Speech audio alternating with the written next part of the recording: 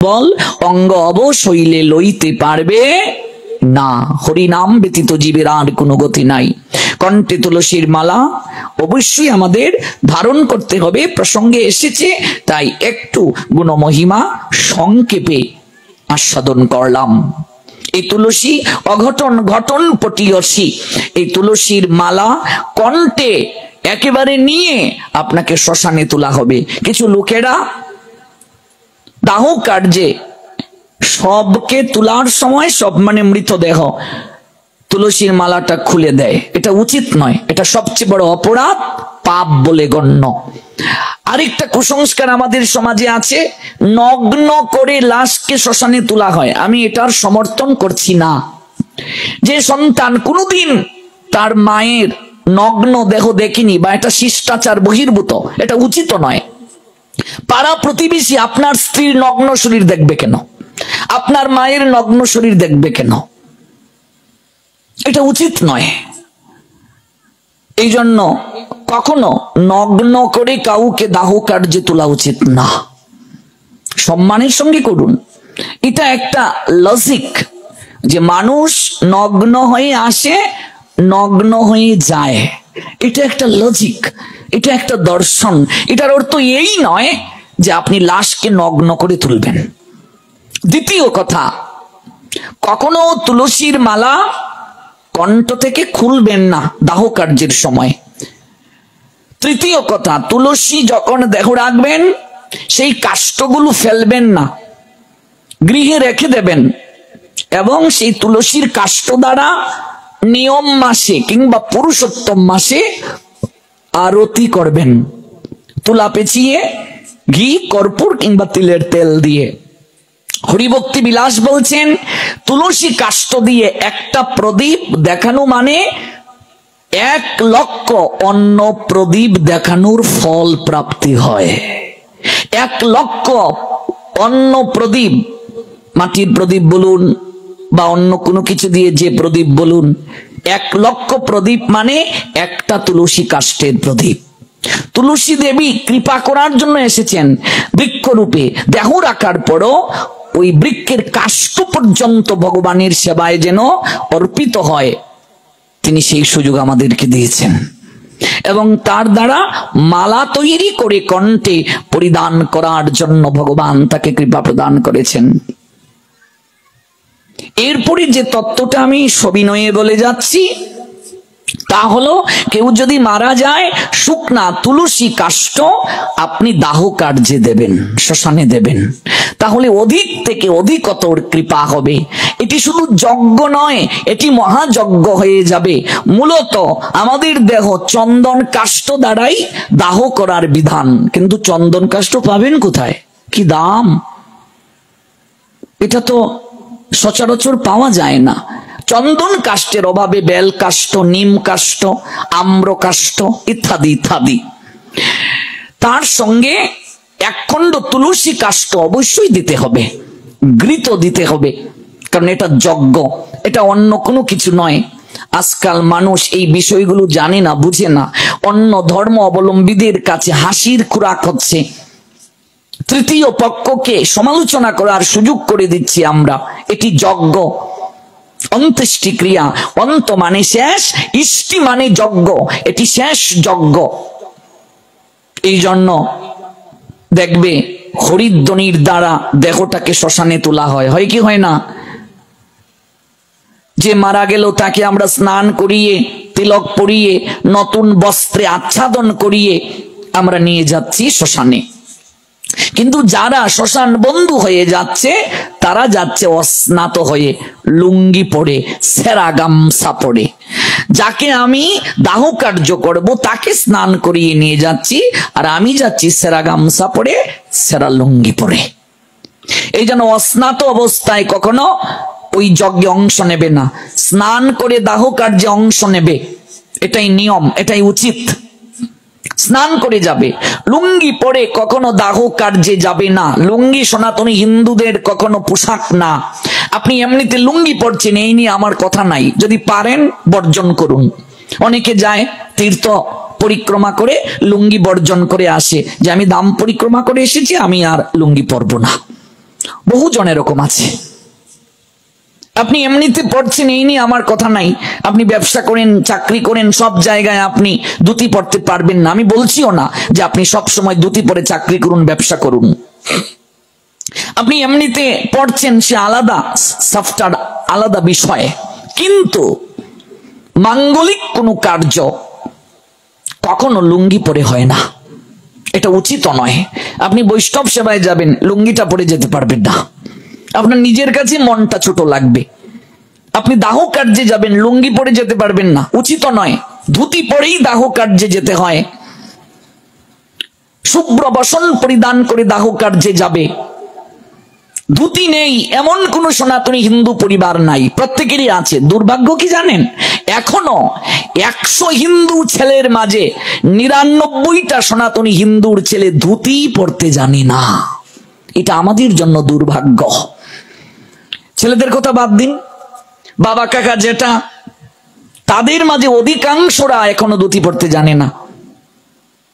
ভাগ্যিস এখন বিয়েতে কুচিওয়ালা ধুতি কিনতে পাওয়া যায়, নইলে হিন্দুর ছেলের বিয়ে করাই 12টা বেজে যেত।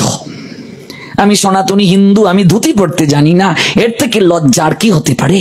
হ্যাঁ, আপনি সব সময় ধুতি পড়ুন না পড়ুন, আপনি গুরুদেবের মন্ত্র ধ্যান করবেন, আপনাকে ধুতি পড়তে হবে।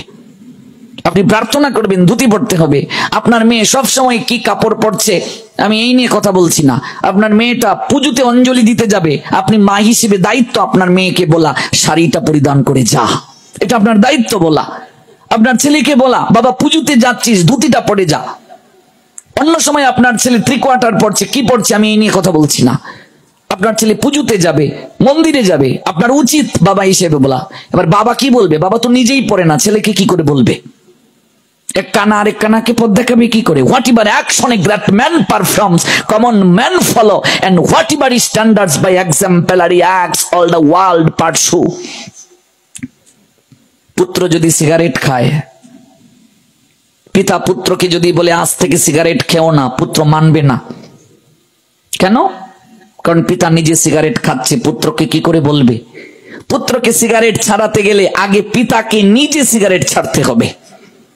আপনি আচরে প্রভু জীবের শেখায়, সেই সে সিদ্ধান্ত গীতা ভাগবতে গায়। আচরণটা মুখ্য, আচরণ না করলে হবে না। এক জায়গায় এক গোসাইজি পাঠ করছেন জ্যৈষ্ঠ মাসের সময়, তিনি পাঠ প্রসঙ্গে বলছেন তোমরা একাদশী সবাই করিও, ভালো কথাই বলছেন। একাদশীতে তোমরা রুটি খেও না, ভালো কথাই বলছেন। সুন্দর করে 2 ঘন্টা পাঠ করে নামলেন গোসাইজি, তার শিষ্যা তাকে ডাকছেন, হেরে পরেশের মা। এখানে পরেশের মা থাকলে কেউ ক্ষমা করবেন, বলবে আর নামটা পেলেন, আমার ছেলের নামই ডাকলে।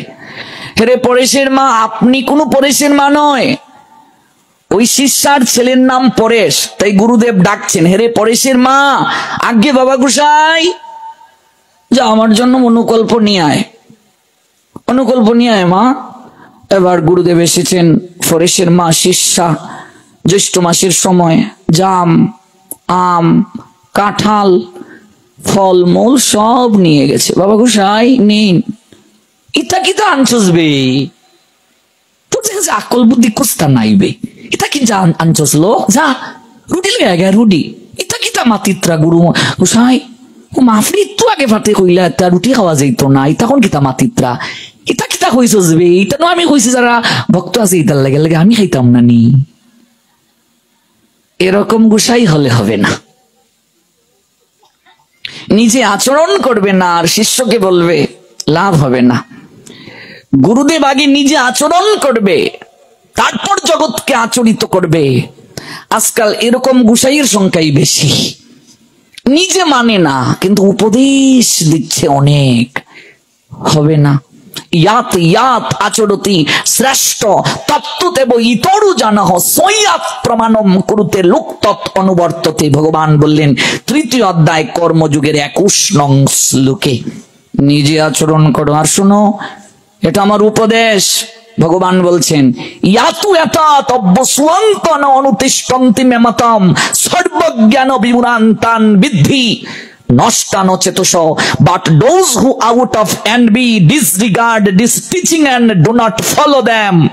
আমার এই উপদেশ মাৎসর্যবশত যে পালন করবে না, অনুসরণ করবে না, regularly are to be considered bereft of all knowledge, befooled and ruined in their endeavors for perfection. পরমার্থ লাভের সকল প্রচেষ্টা থেকে সেই ব্যক্তিকে তুমি ভ্রষ্ট বলে জানবে, ভ্রষ্ট বলে জানবে, মূঢ় বলে জানবে। এজন্য আপনি দাহ কার্যে যাবেন, লুঙ্গি পরে যাবেন না, ধুতি পরে যান। ধুতি পাচ্ছেন না, প্যান্ট পরে যান, লুঙ্গি পরে মাঙ্গলিক কার্যে নয়।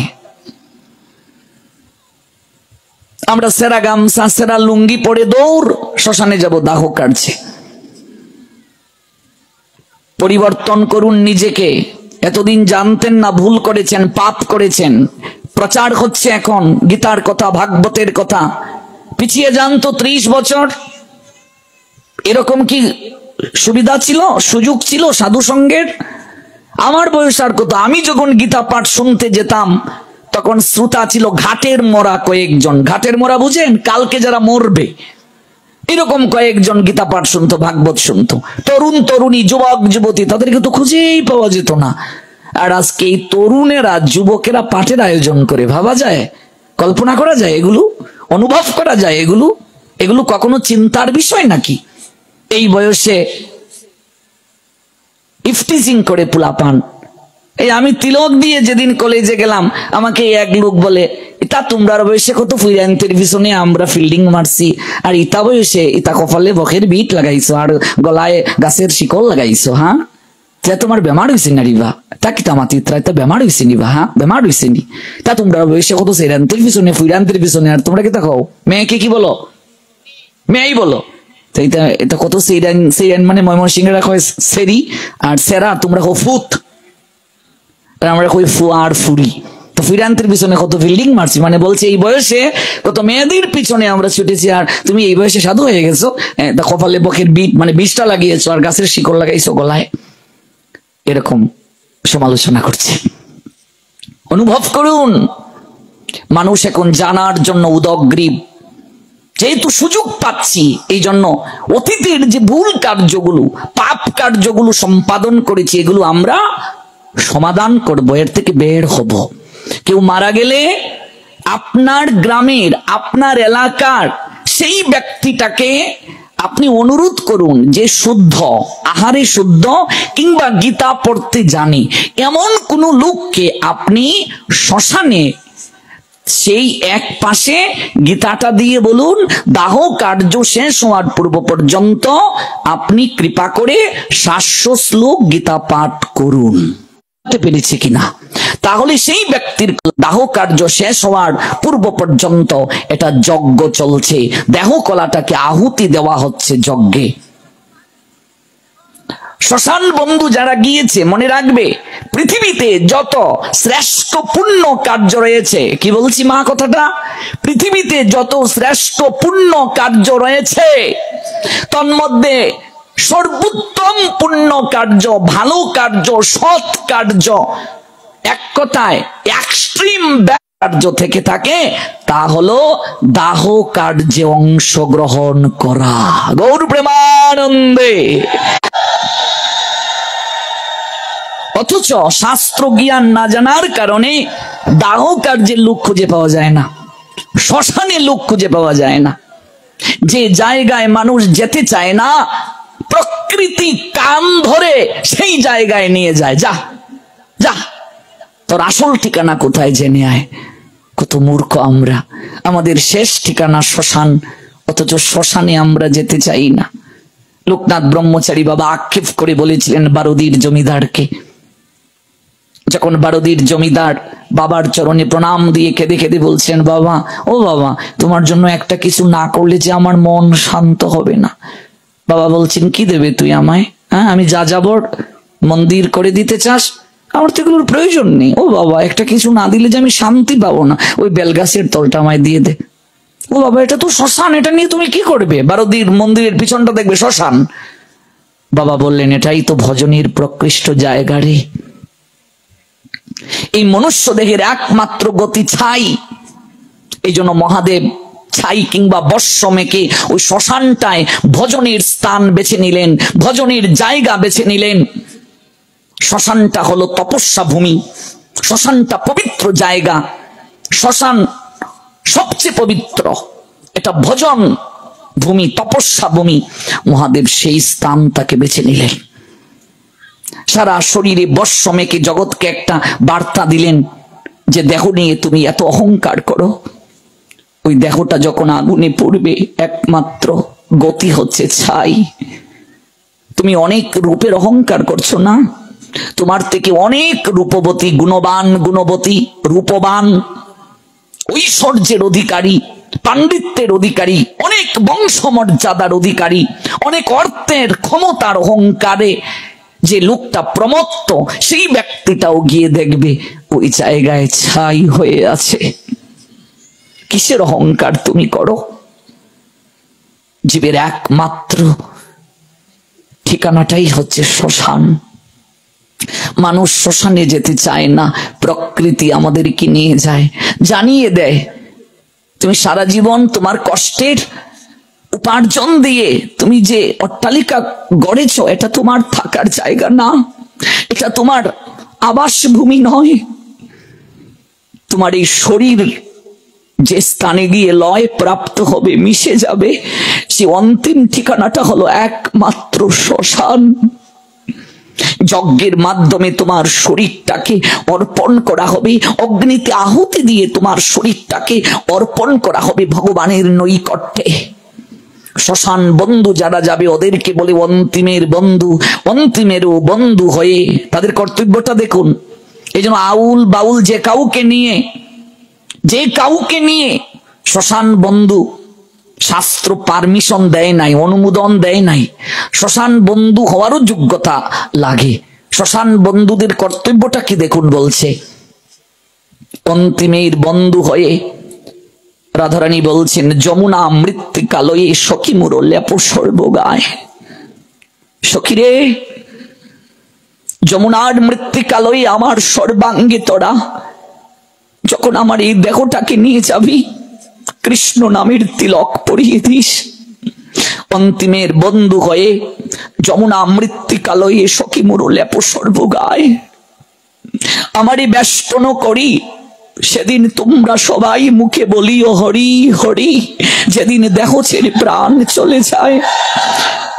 সখীরে কৃষ্ণ নামের ধ্বনি আমায় শোনাইয়া দিও, আমায় কৃষ্ণ নামের ধ্বনি শুনিয়ে দিস অন্তিম যাত্রায়। এজন্য শ্মশান বন্ধু যারা,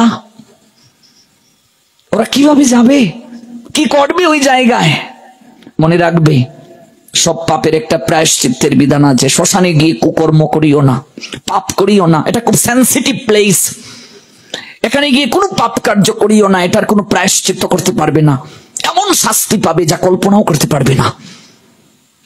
কিছু কুলাঙ্গারের দল শ্মশানে বসে গাঁজা খায়, মদ খায়, বিড়ি খায়। কেন তোদের বিড়ি টানবার জায়গা নাই?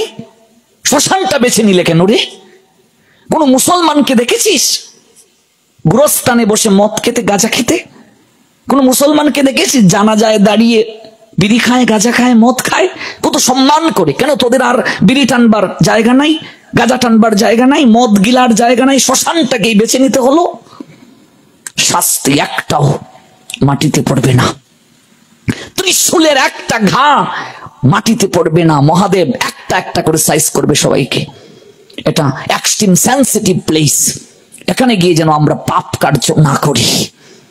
অন্তিমের যারা বন্ধু, যখন যজ্ঞ শুরু হয়ে যাবে, যজ্ঞ শুরু হওয়ার পর যজ্ঞ সমাপনের পূর্ব পর্যন্ত জল পর্যন্ত গ্রহণ করতে পারবে না। কথাটা কি বলেছি বাবা?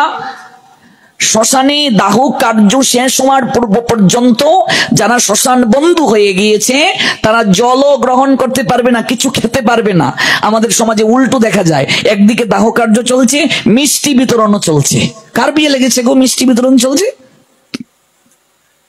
একদিকে দাহ কার্য চলছে, মুড়িও চলছে, মুড়ি খাওয়া, ছানাচুর খাওয়া চলছে, আবার বিড়িও টানছে, সুখ টান দিচ্ছে, লাকড়ি দিচ্ছে। কি আশ্চর্য! আজকাল হিন্দুদের এই সকল আচরণের জন্য অন্য ধর্ম অবলম্বীরা কথা বলার সাহস পায়। আমাদের ধর্ম এত সুন্দর, এত বিজ্ঞান